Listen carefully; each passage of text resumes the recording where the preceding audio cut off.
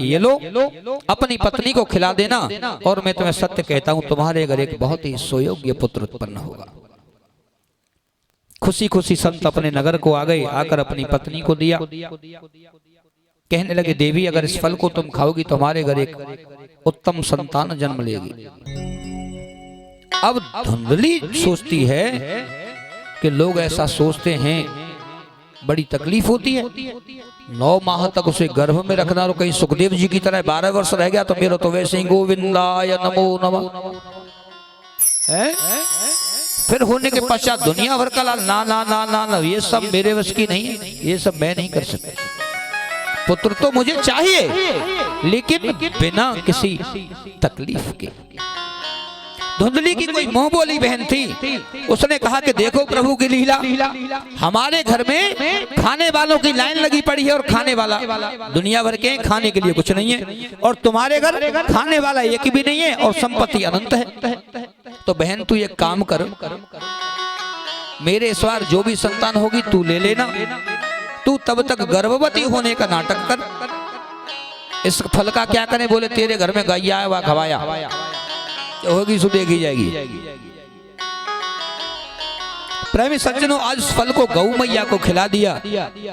समय पश्चात उस मुंह बोली बहन ने एक पुत्र को जन्म दिया, धुंधली को दे दिया, और उसने अपने पति से कहा कि मेरे जो भी संतान हुई वो मृत पैदा हुई थी, मरी हुई संतान पैदा हुई थी। अब तो धुंधली उस पुत्र को लेकर बड़ी प्रसन्न है। आत्मदेव कहने लगे कि देखो बच्चे का नामकरण संस्कार करना है, मेरा नाम है आत्मदेव, तो अपने बालक का नाम रखूंगा परमात्मा देव। तो धुंधली कहती है वाह, 9 माह तक कोख में रखा हमने, लालन पालन करेंगे हम, और नाम रखोगे अपने मिलते जुलते तुम, ऐसा ना है सके। आत्मदेव कहने लगे देवी फिर क्या करना है? बोले मेरा नाम है धुंधली, तो मेरे छोरा को नाम होगा धुंधकारी। जय हो, बोली वृंदावन में हरिलाल की जय हो। बंधुओं, आज उस गौ मैया ने भी एक बालक को जन्म दिया है। उसका जो संपूर्ण शरीर है वो मनुष्य के जैसा है, लेकिन कान लंबे लंबे गाय के जैसे हैं, इसलिए उस बालक का नाम पड़ा गौकर्ण। बोलिए गौकर्ण जी महाराज की जय हो। शास्त्र कहता है कि गौकर्ण पंडितो ज्ञानी धुंधकारी महाखल। जो धुंधकारी है वो बचपन में छोटा था, जब छोटा था तो खेलने निकल जाता कंचे से, और अब आप सत्य मानिए कि जिस दिन आपका बालक कंचे से गोली से खेलना शुरू कर दे उस दिन समझ लीजिए अब आज आरंभ हो गया, यानी आज से बिगड़ने की शुरुआत इसने नींव जमा दी है। अगर आप उसी दिन उसे फुल स्टॉप लगा दोगे तो ठीक, नहीं तो फिर गोली न खेले, फिर कहा लोग तुम बैट ले लेगो हाथ में और तुम्हारी बॉल बनाए खेलोगे बढ़िया बारी। और ऐसा हो रहा है, मैं कोई अलग से आपको कुछ नई बात नहीं बता रहा। प्रेमी सज्जनों, आत्मदेव आज बैठे हैं रात्रि भर, गौकर्ण जी से वार्ता हुई। गौकर्ण जी घर छोड़कर गया, चले गए। घर में जो संपत्ति है वो धीरे धीरे धीरे धीरे सब समाप्त होती जा रही है। आत्मदेव ने देखा कि तूने मेरे घर को नरक का अड्डा बना दिया, कहीं शराब की बोतलें पड़ी हैं, कहीं पर मांस के टुकड़े पड़े हैं। घर छोड़ गए, एकांत सेवन किया। अब तो केवल धुंधकारी का ही साम्राज्य है, और बालक को बिगाड़ने या सुधारने की सबसे बड़ी जिम्मेदारी होती है उसकी माँ की। अगर माँ चाहे तो उसे बहुत बड़ा डकैत बना सकती है, चोर बना सकती है, नालायक बना सकती है, बहुत बड़ा हिस्ट्री सीटर बना सकती है, कुछ भी जेब कतरा बना सकती है, कुछ भी बना सकती है, क्योंकि बालक की सबसे पहली गुरु होती है उसकी माँ। और माँ अगर चाहे तो बहुत बड़ा संत बना सकती है, भक्त बना सकती है। और जिस घर में अकेली संतान हो वहां पर प्रेमी सज्जनों, माता और पिता दोनों का ही दायित्व तो बहुत ज्यादा बढ़ जाता है। बड़े ही लाड़ प्यार से उस संतान को पालते हैं, और उस घर में उस संतान के बिगड़ने के बहुत ज्यादा आसार रहते हैं, चांस रहते हैं, क्योंकि अकेला है, उसे कोई कुछ नहीं कहता। इसलिए वहां पर माता पिता दोनों का दायित्व अत्यधिक बढ़ जाता है, उन्हें संभल कर चलना चाहिए।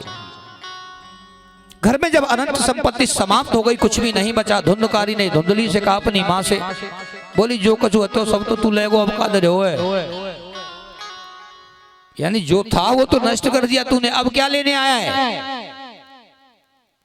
बोले कुछ तो तेरे पास होगा, दे। बोले अब ना है कछु।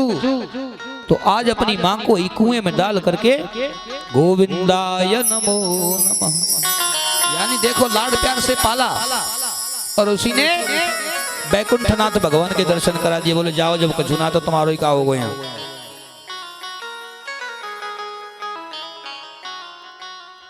किसी बाजार में गया जहां पर किसी पुरुष को गणिका से संबंध करते देखा, मन में काम उत्पन्न हुआ।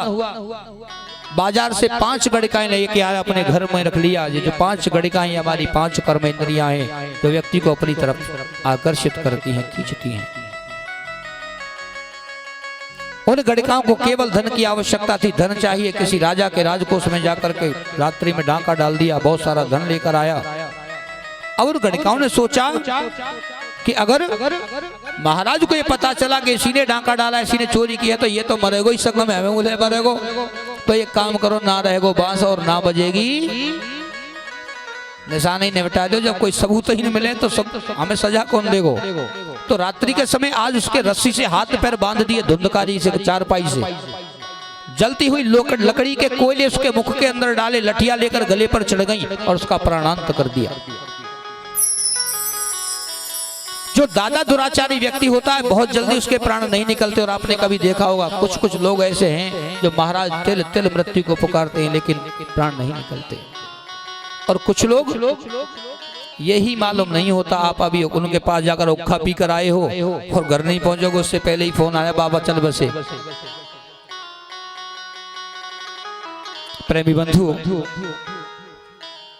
धुंधकारी को उसी के घर में जमीन में गड्ढा खोदकर उसी के अंदर दफन कर दिया, सारा स्वर्ण लेकर वहां से चली गई। गौकर्ण जी महाराज ने अपने भाई की मृत्यु का समाचार जब सुना तो गया में पिंडदान किया। आदरणीय सुखदेव जी महाराज कहते हैं कि राजन परीक्षित कि चल रे हंसा अमर लोक को, और यहाँ नहीं कोई तेरा है, जग वालों का हुआ अंधेरा, अपना हुआ सवेरा।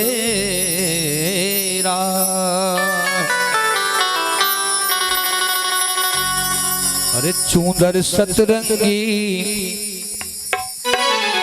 क्या ये मनुष्य का जो शरीर है इसके 7 रंग बदलते हैं।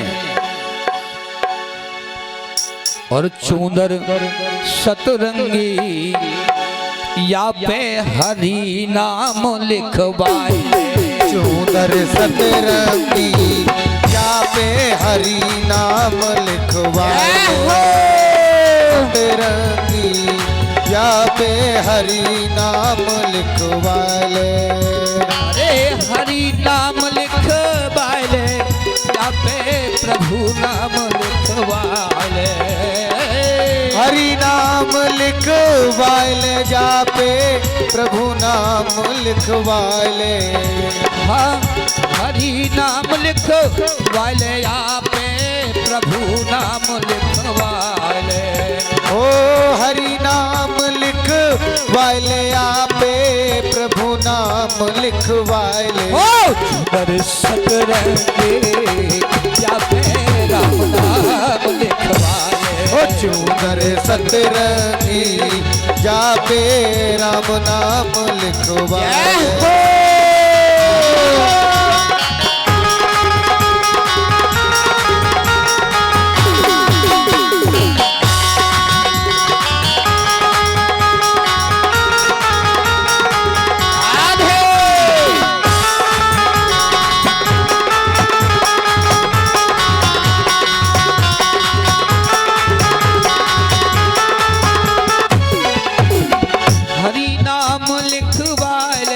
या पे ओम नाम लिखवाले, हरि नाम लिखवाले या पे ओम नाम लिखवाले।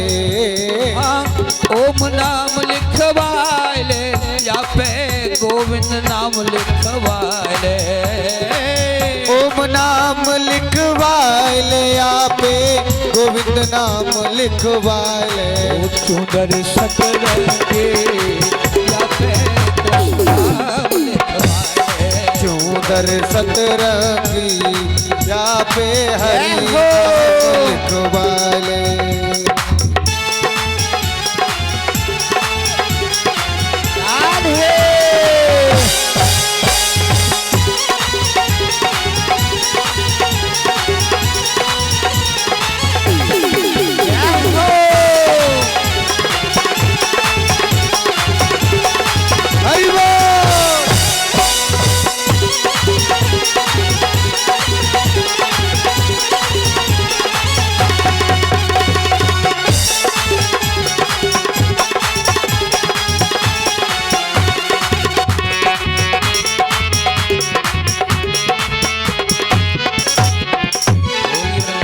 बिहारी लाल की जय हो। बोलो श्री राधे रानी की जय हो। जय जय श्री राधे।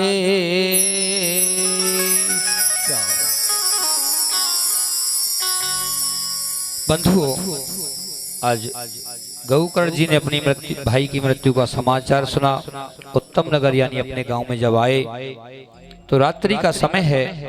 शास्त्र कहता है कि या निशा सर्वभूतानाम ताश्याम जागृति संयमी। जिस समय सारी दुनिया नींद के आगोश में सो जाती है, उस समय एक संयमी पुरुष अपने स्थान पर बैठकर उस प्रभु की भक्ति करता है।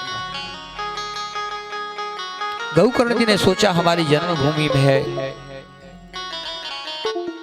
रात्रि में अगर किसी को जगावें, किसी को तकलीफ दें, किसी को तकलीफ देना ये किसी संत का लक्षण नहीं है। अपने घर को खोला, रात्रि में गए, अंदर साफ सफाई की, जल छिड़का और जैसे ही प्रभु का ध्यान करने बैठे, उनके सामने तो कई कई प्रकार की वस्तुएं उन्हें दिखाई देने लगी। कभी अग्नि जलती है, कभी बकरे के रूप में कोई आकर खड़ा हो जाता है, कभी कुछ होता है। तो आज गौकर्ण जी महाराज कहते हैं कि भैया, अरे आप कौन हो, आप क्यों डला रहे हो भाई श्रीमान जी। तो आज एक परछाई सी खड़ी हो गई हाथ जोड़कर और कहने लगी कि हम भ्राता त्वदीयोस्मि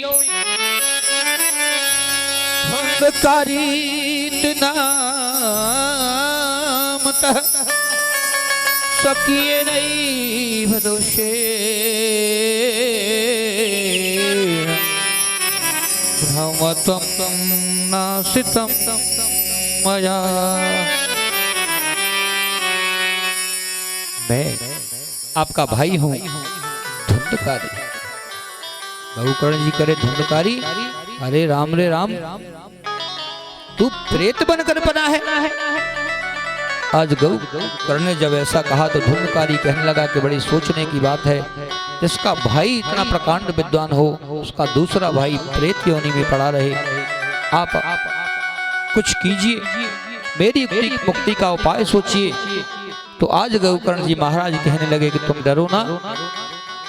जैसे ही प्रातः काल सूर्य उदय हुआ, सूर्य का दूसरा नाम है भगवान भुवस्कर। भगवान भुवस्कर को प्रणाम किया।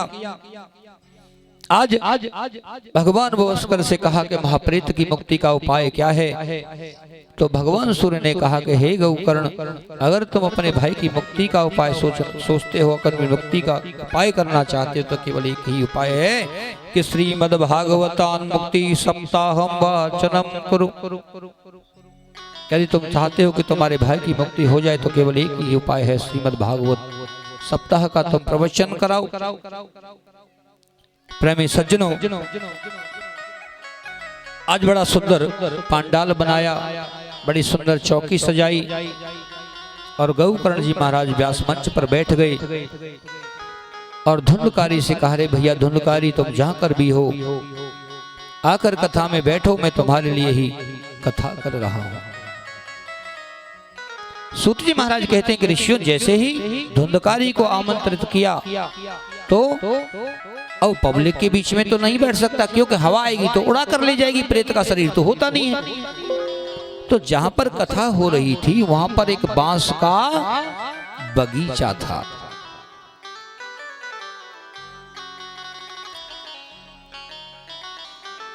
उस बांस के अंदर जाकर के जो धुंधकारी है वो बैठ गए, क्योंकि बांस के अंदर हवा का प्रकोप नहीं होता। आदरणीय सूत जी महाराज कहते हैं कि हे ऋषियों, गौकर्ण जी महाराज ने प्रथम दिवस की कथा कही तो उस कथा का ये असर हुआ कि जो पहली गांठ थी, जो ग्रंथि थी, बीच में से खुल गई और दूसरी ग्रंथि में धुंधकारी चला गया। इसी क्रम से प्रथम, द्वितीय, तृतीय, चतुर्थ, पंचम, षष्ठ, सप्तम जैसे ही 7 दिन की कथा पूर्ण हुई और गौकर्ण जी महाराज ने जयकारा लगाया, बोलिए वृंदावन बिहारी लाल की जय हो। तो आज वो बांस बीच से फटा और उसमें से एक दिव्य पुरुष बाहर निकला, हाथ जोड़कर खड़ा हो गया कि आपने बड़ी मेरे ऊपर कृपा की। उस धुंधकारी के लिए आज प्रभु के धाम से एक विमान आया और जैसे ही प्रभु के पार्षद आज धुंधकारी को विमान में बिठाने लगे, तभी गौकर्ण जी महाराज ने कहा कि आप कौन हैं? ठहरिए, मेरे भाई को कहां लेकर जा रहे हो? तो प्रभु के दिव्य पार्षदों ने कहा कि तुम्हारे जो भाई हैं धुंधकारी, इन्होंने 7 दिन तक कथा सुनी, इसलिए ये प्रभु के धाम के अधिकारी हैं, इसलिए प्रभु ने स्वयं इनके लिए विमान भेजा है। तो गौकर्ण जी महाराज ने कहा फिर इनके लिए विमान क्यों लाए? यहाँ पर तो लाखों लोग बैठे हैं, सबके लिए विमान लेकर आओ। भाई कथा तो सभी ने सुनी है, सभी मोक्ष के अधिकारी हैं, सभी प्रभु धाम के अधिकारी हैं, फिर केवल गौकर्ण के लिए ही क्यों? तो प्रभु के पार्षदों ने कहा कि भगवान, अगर कथा श्रवण में भेद होगा तो कथा के फल में भी भेद हो जाएगा। उसी प्रकार 3 प्रकार के श्रोता उन्होंने बताए कि अत्रैव बहवः सन्ति श्रीतारो मम निर्मलाः। उन्होंने कहा कि हे गौकर्ण जी, 3 प्रकार के श्रोता हैं, श्रोता, सरोता और सूता। श्रोता वो है जो एकाग्रता के साथ मन को एकाग्र कर कर प्रभु की कथा को सुने और जितने भी कथा सुने उसका मनन करे। और आप लोग ध्यान रखना, जब कल ठीक 1 बजे या 12:30 बजे कथा आरंभ होगी तो आज कथा कहां पर विराम लेगी, मैं इस बात को आपसे पूछूंगा और हर दिन पूछूंगा। और महाराज परीक्षित में आपको पहले ही आगाह कर रहा हूं, कहूं ऐसा मत करियो कि दिलवागन में ईट झेरे हो। आज के बाद हर चीज बंद है, आप आज के बाद पड़ोस वाले घर में मेरे साथ रहोगे बस। बोली वृंदावन बिहारी लाल की जय हो। दूसरा होता है सरोता, आप अन्यथा न लें। सरोता होता है वो जो पान की सुपारी को काटता है। ये जो दूसरे प्रकार के श्रोता हैं उनका काम है कथा में आए 30 गलती कथा करने वाले में निकाली, 1000 गलती कथा कराने वालों में निकाली। बोले यहाँ तो पांडाल फट रो, यहाँ धूप आ रही है, पता ना लास्ट में भंडारा करे को जन न करे या का जरूर थी। यानी उनके 3 घंटे केवल इसी बात में निकल जाते हैं। और तीसरे हैं सोता, उनका काम है, घर में छोटे छोटे बच्चे आजकल होते ही हैं और दिन में सोने नहीं देते, गर्मी का समय अब आ ही रहा है, तो वो देखते हैं कि चलो 4 किलोमीटर ऐसे ही साइकिल पे चढ़ के जाएंगे धूप में आराम, तो अन्यों देखेंगे टेंट में बल्ली कहाँ गड़ रही है और वाते कमर अड़ाई और आराम से 3 घंटा की समाधि लगे। इतनी आनंद की नींद आती है कि वो घर में नहीं आती। और ही माताओं, आप बुरा मत मानिए, सबसे ज्यादा फायदा उठाते हैं इस चीज का आप, क्योंकि आप 2 हाथ लंबा घूंघट करती हैं, ना व्यास जी को पता कौन सी सोई गई, ना पड़ोस ने पता कौन सी सोई गई। बोली वृंदावन बिहारी लाल की जय हो। बोलो श्री राधे रानी की जय हो। जय जय श्री राधे श्याम। प्रेमी बंधु, दूसरी बात, जो डोंगरे जी महाराज थे, श्रीमद् भागवत के वक्ता थे, उनका एक नियम था कि वो दिन में केवल दलिया खाकर रहते थे। भागवत जी में लिखा है कि जितने भी श्रोता आते हैं उनको केवल 1 चम्मच घी पीकर रहना चाहिए, लेकिन ये तो कलयुग के लोग हैं, घी तो इन्हें हजम होता ही नहीं है। दूसरी बात, कम से कम 1000 रुपए किलो है देसी घी। अगर मैं कह दूं कि महाराज परीक्षित कल से घी को इंतजाम कर लिया तो नहीं कहेंगे तुमने कल नहीं कथा यहीं रोक दो, हमारी कथा है गई और तुमने कर दी हैं? तो आप एक समय फलाहार कर लें, एक समय फलाहार करके कथा में बैठे। अगर वो भी नहीं चलता है तो आप दूध पी लीजिए। अगर फिर भी नहीं रह जाता है तो जैसे आपका कथा में मन लगे, जैसे आपकी इच्छा हो, चाहे भोजन करें, चाहे 3 बार करके बैठें, चाहे दलिया खाकर बैठें, घी पी कर बैठें, कैसे भी करके बैठें, बस आपका मन कथा में लगना चाहिए। दूसरी बात, ऐसा नहीं है, जो बुजुर्ग हैं वो एक आसन पर पालथी मारकर नहीं बैठ सकते। आप भागवत जी में ऐसा लेख है, स्पष्ट लिखा है, अगर आप शरीर से स्वस्थ नहीं हैं तो आप कुर्सी पे बैठकर कथा सुन सकते हैं, चारपाई पर बैठकर कथा सुन सकते हैं, चारपाई पर लेटकर कथा सुन सकते हैं, लेकिन इस तरह से बैठ करके कथा नहीं सुन सकते। उसे कहते हैं दरिद्रासन। अब मैंने आपको हर चीज की छूट दी है, मैंने नहीं दी, ये ग्रंथ कहता है, शास्त्र में लिखा है। अब आपकी जो इच्छा हो करिए, बस आपका कथा में बल लगना चाहिए। और मैं आपको पहले बता दूंगा, जिस दिन मेरा कथा में मन नहीं लगेगा उस दिन मैं खुद बता दूंगा आज आपका कथा में मन नहीं लग रहा। बोली वृंदावन बिहारी लाल की जय हो, बोलो श्री राधे रानी की जय हो, जय जय श्री राधे। सनत कुमार जी ऐसा कह रहे थे कि भक्ति देवी प्रकट हो गई, ज्ञान वैराग्य दोनों का बुढ़ापा दूर हो गया। आज सनत कुमार कहने लगे कि हे माता भक्ति तुम आ गई, तुम भक्त के हृदय में निवास करो। आज प्रहलाद जी ताली बजाने लगे, उद्धव जी कासा बजाने लगे, देवराज इंद्र मृदंग बना रहे हैं, श्री सनत कुमार जय जयकार की ध्वनि कर रहे हैं, और जितने भक्त वहां पर बैठे हैं आज सभी दोनों हाथ से मिलकर ताली बजा रहे हैं। ऐसे जोर का कीर्तन हुआ, ऐसे जोर का शब्द हुआ, जय जय राधा रमण हरि बोल, हो जय जय राधा रमण हरि बोल, जय जय राधा रमण हरि बोल, जय जय राधा रमण हरि बोल, ओ जय जय राधा रमण हरि बोल, जय जय राधा रमण हरि बोल, जय जय राधा रमण हरि बोल, जय जय राधा रमण हरि बोल। मैं आपको एक बात बता दूं, जो लोग कीर्तन में ताली बजाते हैं ना, उनके हाथों की रेखाएं जो गड़बड़ होती है ना वो भी ठीक हो जाती है। और दूसरी बात, हम लोग एक जगह पर बैठे रहते हैं तो हमारा जो ब्लड का सर्कुलेशन है वो बंद हो जाता है। अगर आप हिलेंगे डुलेंगे तो वो भी बराबर रहेगा। और तीसरी बात, जो लोग ताली नहीं बजाते ना, जो ताली बजा रहे हैं उनके सर पर आए हुए जो पाप हैं वो उनके सर पर बैठते हैं जो ताली नहीं बजाते।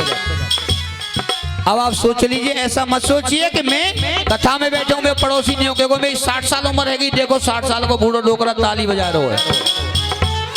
उस संकोच को त्याग दीजिए। जय जय राधा रमण हरि बोल, जय जय राधा रमण हरि बोल, जय जय राधा रमण हरि बोल, जय जय राधा रमण हरि बोल।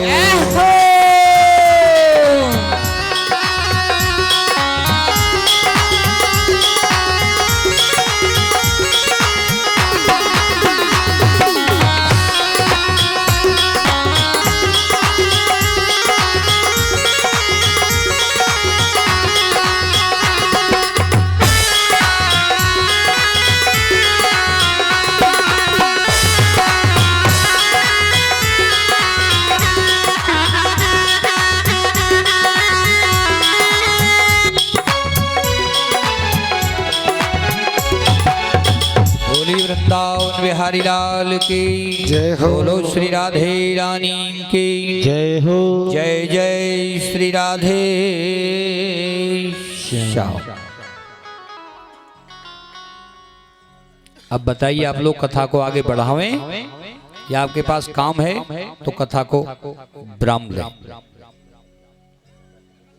कल ठीक 12 बजे ये साउंड शुरू हो जाएगा और ठीक 12:30 बजे कथा आरंभ होगी।